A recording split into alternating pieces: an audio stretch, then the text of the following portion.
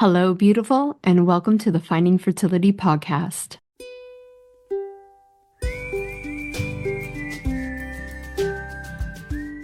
I'm Monica, your mentor in uncovering the hidden layers of your fertility journey. Together, we'll discover the right path for you within the 6 essential steps to creating the family of your dreams. We'll ditch the overwhelm, tune into your intuition, and build a vibrant foundation for your fertility. Whether it's through gut health, subconscious healing, or energetic alignment, you can unlock your body's natural power to get and stay pregnant. Your fertility journey is all about radical responsibility and deeply believing that your body is on your side. It's time to stay consistent, embrace trust, surrender, and create the transformation you deserve. Finding Fertility does not diagnose, prescribe, or treat any fertility issues. What we do is empower you to take control of your health by uncovering the root causes holding you back. Happy Friday. Welcome back to another episode of Finding Fertility. I am so honored you are here with me, becoming the conscious mama you were born to be.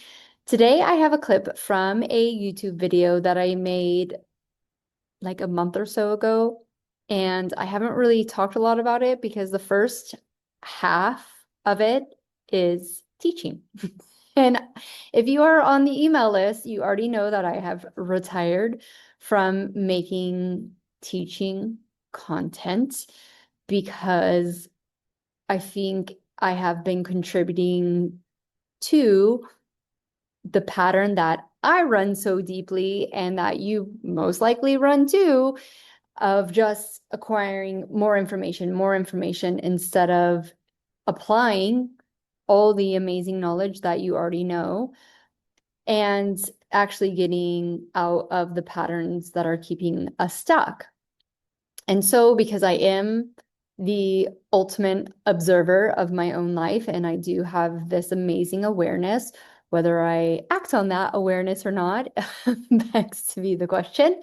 But I made this video, and like that first half is just me teaching. But the second half, I think I get into my groove and I maybe do a little bit of teaching, but come more with the awareness and helping you see yourself and where you're stuck and the patterns that are keeping you stuck. I mean, not the specific patterns, but the patterning itself and why it's so important to heal those patterns as much as you possibly can before your beautiful children come. So if you're like, oh my gosh, where did she start from? Or even if you're here new to Finding Fertility, it's definitely worth, the link is in the bio, to go watch the YouTube video. And to be honest, I use a blackboard to show you certain things. So the visual aspect of this podcast actually is really important. So I do just encourage you to have a little listen as you drive. And if you're like, oh man, I really want to see what she's talking about, the link to the YouTube video is in the show notes. And also on the YouTube video, there's a link to jump to the second half of the video to kind of bypass my story, the teaching side of things. I feel like, Monica, I already know this stuff. Get to the meat, get to the stuff that I'm still searching for. You can do that. So without further ado, let's get to today's episode. I survived the exact maze you're stuck in right now, and I'm going to show you something that could radically change your life, or you could just think it's complete BS. During the 8 years of infertility BS, the endless struggle to find the answer, and continuing on after I had my IVF baby and getting pregnant naturally at 36, when I was told at 30, after a shambles of an IVF, that I had low egg quality and there was nothing I can do to improve my situation. I now have this really annoying superpower that I cannot shut off, to see the BS, the holes, where when you're doing everything right, when you know you have all the answers and you're still not seeing the success you want, why that's possibly happening and how you can get the fuck out of it. So most people think life starts at birth.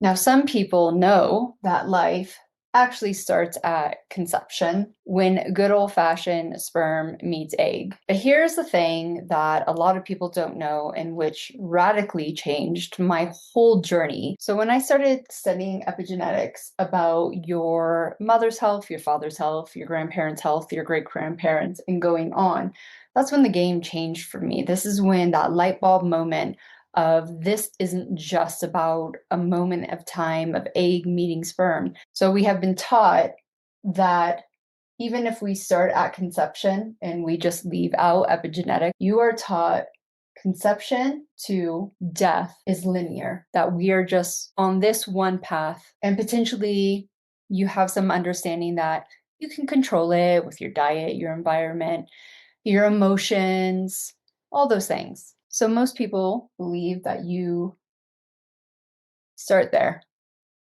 and that you're going to continue your little strawberry life along this lane. But few people talk about death being down here and life being up here. And homeostasis, I've written this word here because homeostasis is your body's natural ability to always be healing.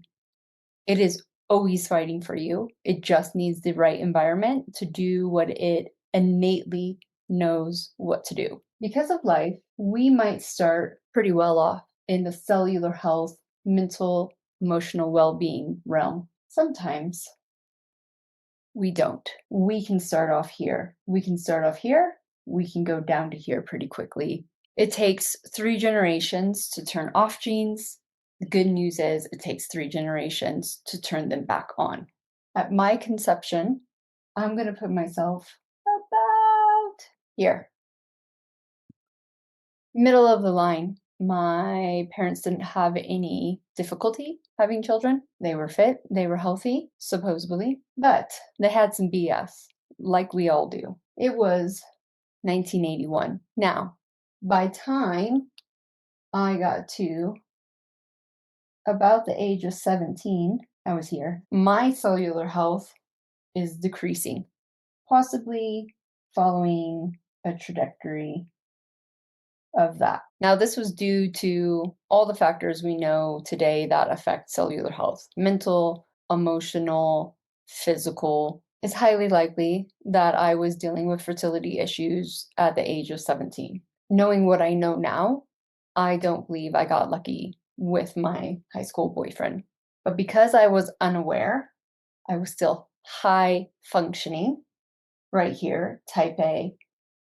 I continued to get here. This is my first failed IVF at 30.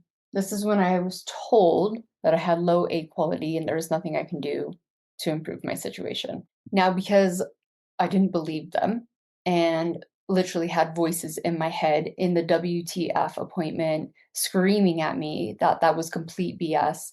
You will figure it out. We're not going to give you the book or the keys or the easy road, but we know that you will figure this out.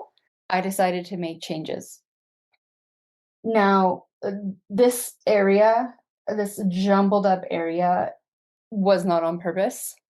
The type A personality and the perfectionist 10 years ago would have erased it and started over again, but I left it. And it's pretty funny because this is the time of my life that radical shifts started happening for me because I started to choose differently. So I was on this trajectory of just down, living life, high functioning, but I was constantly sick. I kept getting tonsillitis. I had digestive issues that the doctors just called IBS and told me don't eat raw vegetables. I had brain fog. I had joint pain. I had all the classic symptoms of gut dysbiosis that at that stage in time, this is 2011. So because life doesn't just run this way, it's a series of positive, negative output. I kept going this way with my cellular health, and therefore it affected my fertility health. Now, luckily, I caught this in enough time for me to change my situation. If I would have waited until my 40s, I would have continued to be down there. And because of biology, it is much harder to take the time and energy, because you now are on a time crunch between 40 and 50, to boost your cellular health up. But I was only 30 there. So I took a year of my life to do that, to start going up instead of down and sideways. I took this little step to come up here. 31 right there. This is second failed IVF at 31. After a year of perfection, doing a lot of things right, knowing what I know now, and this is just a made up line, but this is what I call the fertility line. You have a line here, and this is not perfection and this is not health. This is just the ability to get and stay pregnant. So reoccurring miscarriages, you're like kind of hovering around this line, below this line. I was really far away from this fertility line. So it took me quite a while to get up close to this line. My first failed IVF, zero viable embryos. My second IVF, 5. So I have now proven scientifically that egg quality can improve, because the doctors were 100% sure it was me, my egg quality. Husband's sperm was fine. Everything else looked normal. It's your egg quality that is causing the fertility issues. Now, after the second failed IVF, I demanded immune testing that we got talked out of because I wasn't having recurring miscarriages. So I decided to get the testing, came back, I had elevated natural killer cells. So that meant still a lot of inflammation in my body. Even though we've gotten to a certain point where I can make healthy embryos, I could not get pregnant. I took some more time, and because this is 10 years, right? I'm not moving quickly down this anymore. I'm going pretty slowly up here, okay? So when I got that information, I was very lucky that there was a basic blog, you'll know her now for a lot more, called the Paleo Mom. And she was linking gut health to autoimmune issues. And the light bulb went off, and I said, well, if it can affect other areas of your body, it can affect your fertility. So not only was the gut health my main issue, causing lots of inflammation all over the place, causing all these normal and common health issues, but decreasing my egg quality because my whole body cellular health was low, and increasing my body's ability to reject an embryo, because an embryo is a foreign agent until the placenta takes over. So even if I was getting to a healthy phase of an embryo being healthy to survive, my body was rejecting it. At the age of, I think I was like 33, marked my first miscarriage, but also first pregnancy. Now I'm closer to this fertility line, the ability to get pregnant, which at that stage, I think it was about 5 years that I had never got pregnant. I've never seen a positive pregnancy test. So more proof that increasing my whole body's cellular health mattered, was moving me up to life. My body was given the right things to do its job, to detox, to cycle hormones, all the things that you need for healthy fertility. So from first pregnancy to first miscarriage, I kept going. So at the age of 35, I had my IVF baby. I think I was 36 when I gave birth. Success. But I also used immune suppressing drugs, which at the time I still needed to maintain a pregnancy. So I keep going with my diet, lifestyle, my little baby in tow, the pressure of all the fertility BS completely off my shoulders now, even though I know I wanted another child. At 36, had my second miscarriage. I miscarried twins through a frozen embryo transfer using immune suppressing drugs again. Now, I have to admit, this miscarriage to that miscarriage hurt a lot more. I still had never gotten pregnant naturally. In between my IVF baby and this miscarriage, we didn't try naturally for various reasons. And I thought that was the end. I still wasn't living in a reality that natural pregnancy was possible, that I had improved my health so much, and that your fertility is innate. And if you have all the working bits, it can happen at any age. So 2 months later, I'm still this person, right? 2 months later, it's not that far away. Natural pregnancy. I had my second son. I got pregnant at 36, gave birth at 37. And I kind of just didn't stop there. Once you understand this concept of cellular health, of moving through your life on a level of this way instead of this way, and that the past can dictate your future if you let it. So now I'm halfway here, kept going. And I actually believe that I haven't just gone here to 45. If I did testing, like bone density, cellular health, all those types of things, I think I would be over here. I'm more healthier today at 45 and probably more fertile. Now you can go positive and negative at any time of this timeline. Let's say your 20s to when you get to, 100, this is your responsibility. You are in charge here. You don't have much say, if any, along this path.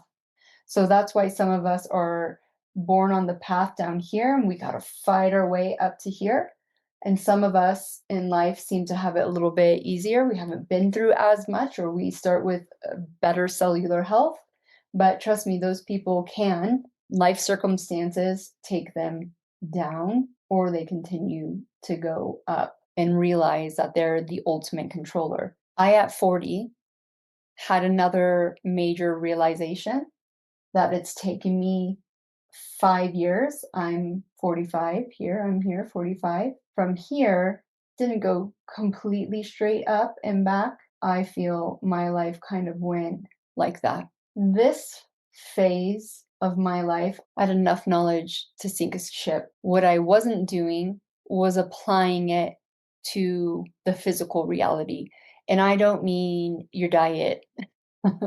I mean your subconscious beliefs, identity, all of that BS that we now know absolutely runs the show. So when I got into this phase of my life, I had big questions. Why wasn't I seeing the results that I possibly saw here, knowing so much with my reality?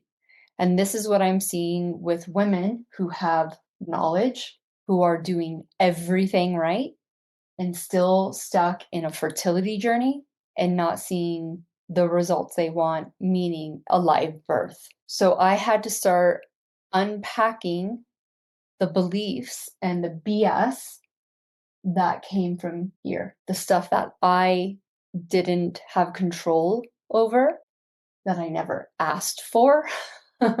These are your human patterns that you're not dealing with because you're carrying so much knowledge and you think you're doing the right things and it feels comfortable to do more instead of to do less and be with yourself more and not listen to an audiobook or a podcast at 1.5 and get through it and go faster and have the career and have all this and still get what you want. Many women have seen amazing success, but have never understood the potential consequences, the negative effect of always being on the go, people pleasing, control. So as much as they might feel like, well, I'm in my 30s to 40s, I'm super successful, but it's come at a cost. Your cellular health is here. You can plateau and you can just spin your wheels, cycling, cycling, cycling, cycling, and then all of a sudden, whoosh, you're going more to death because you're unwilling to look at these patterns, these emotions. Grief, resentment are huge. Trust, safety, to allow you to get out of this spiral and go up, to have this longevity with your future children and your grandchildren, and not be the grandma who sits down here and can't join in the fun. I think the thing that people who deal with fertility issues really know the most is that this isn't life to death this way. We experience, when we have miscarriages, death down here with the embryos that don't make it, with the babies that don't make it before birth. And this isn't always tied to cellular health. There can be other factors in this process that contribute to that, that we don't make it to birth. We also know as a society that death can happen here. It can happen here. Some of it's in our control and some of it isn't. So I hear you asking, that's all great. Thank you for more knowledge, more understanding. How do I take action?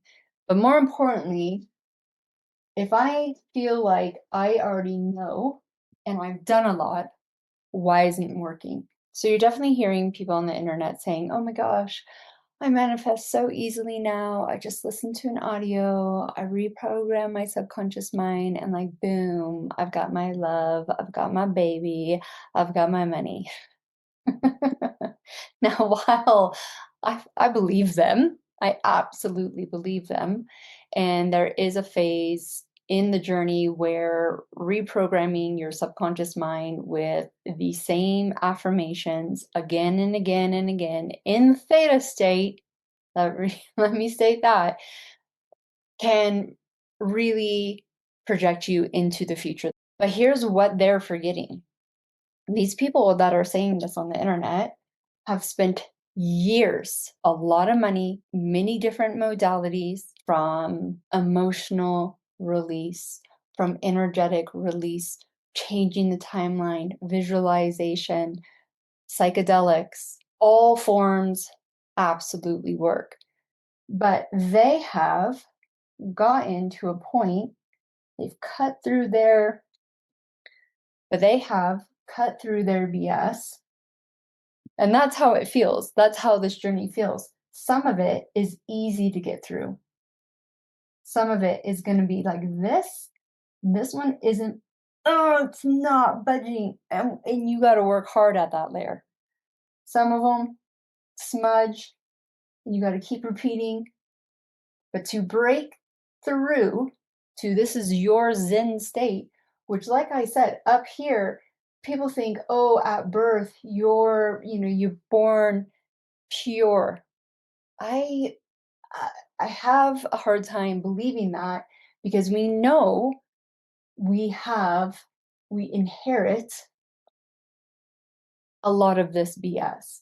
So yes, it could possibly be that we are born pure if our mom and dad, our grandma and grandpa, the generation before that, maybe potentially past life stuff that you don't even know, have all rendered itself, if that's the right word, for you to show up and live this like perfect life. I don't even know if that's an earth experience though, because without adversity, without that dark light, how do you know what light is? Do I believe that you have to go through some of the things that people go through to know what light is? Absolutely fucking not. But the polarity and the awareness of the polarity and not getting sucked into the either side of the polarity is the game. I have yet to figure out why. I still have many questions as why. But when you are trying to get to this ultimate Zen place, which, like I said, I don't even know if it exists, as we think about it. But you're like, Monica, I'm just trying to have a baby here. And I understand that. And that's all I wanted. And when I got it and spent my first 5 years plus not enjoying motherhood like I thought I should enjoy it, that's when I went way deeper. So when they talk about manifestation just by visualization or affirmations, they've cut through the bullshit. There's a time in your life, you don't have to clear all of it because I don't think that's possible, or even the goal here on earth. But when you get to a certain stage, and it could be here, it could be here, it could be here for you. Everyone's so different, where the ability to feel, visualize, and reprogram your subconscious mind is as easy as just listening to affirmations again and again and again. It's because they have cut through all of this heavy bullshit. You're not blocking yourself anymore from all of this. With fertility, you're doing everything right. And let's say your ability to get pregnant is this line or this line, and you think you've done it. You have potentially patterns in your life that are keeping you stuck. Emotional blocks, identity, storylines that are contributing both energetically and physically. It's a both game. So it's the radical awareness of your own BS, the stories, the identities, the belief systems that you have to understand about yourself and about this. Okay, maybe not that, but definitely this, to cut through to ultimate goal. Now, I know you're sitting here going like, but Monica, what about the woman who isn't healthy, who doesn't have her mindset straight and has a child very easily? Now, comparison is going to F you up more than it is them. You're now comparing your journey to either someone you know or you don't know. And that gets you off track and distracts you from the stuff you need to personally do to reach your goal. I don't believe you have to have all of this figured out to have a baby. There are millions of men and women who have proven that to us. No shade, no judgment. But in your lifetime, this is possibly your journey. Your little babies are sat up here asking you to do your best without them right now for whatever reason.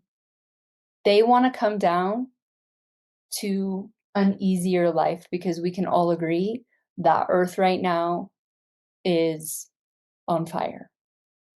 So if you're still wanting a child in this day and age, they're asking you to do better for you, because that's going to ripple out into their life.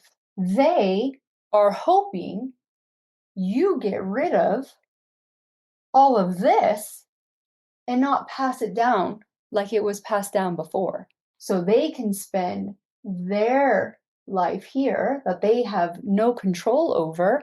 And when they get to the part where you're supposed to let them go, they might only have, a little bit of stuff to work on. Another thing about doing everything right is that you might not be doing the right things for you. A lot of the right things come with control. They come with fear, anger, resentment, grief. You're doing, you're not being. And there's a distinct difference. So what I've learned in the last 15 years by trial and error and studying, observing, watching, working with other people, is that your human patterns are gonna be what makes or breaks your ability to change the frequency, to change the energy, to change the subconscious. You can go into a session, have a major breakthrough, and then spend the next week running the same BS that you just try to get rid of because you don't have the awareness, you don't have the consciousness to, oh, there it goes again. That's that neuron that fired that we ain't playing this game anymore. And you continue to run it. Then you go back, you pay more money, you ask more questions. Why isn't this working? When you're not willing to get out of the doing because society has imprinted in you that this matters so much more than being, and finding that balance of living in the real world, living in the matrix, but also playing the game in a different way. My ability now, because I've erased, changed, I mean, this one's a motherfucker, and I'm not gonna lie, there are some patterns that are thick as hell. So my ability to see human patterns through frequency, through subconscious, through energy is a game changer. And you can do this for yourself. But the reason you don't do it is because it's exhausting. It takes willingness to be consistent, and your consistent action will create your evidence. So your body, your subconscious beliefs, your energy, your frequency, your nervous system, your fascia is literally wired to protect you from the thing that you consciously want. It's your job to unpack that, unwind that, and give it time. Thank you once again for tuning in and becoming the conscious mama you were born to be. Remember, I wasn't some magical unicorn who stumbled into fertility success. I stayed consistent, I put in the work, and I made it happen. And guess what? You can too. Remember, this transformation happens when you stay committed to yourself. Trust your body, follow your intuition, make it possible. The links that you need are down below. And if you are still here and you absolutely love this podcast, please take some time and leave me a review and help other women like you find this podcast to get the support they need. Help a sister out. Leave a review today.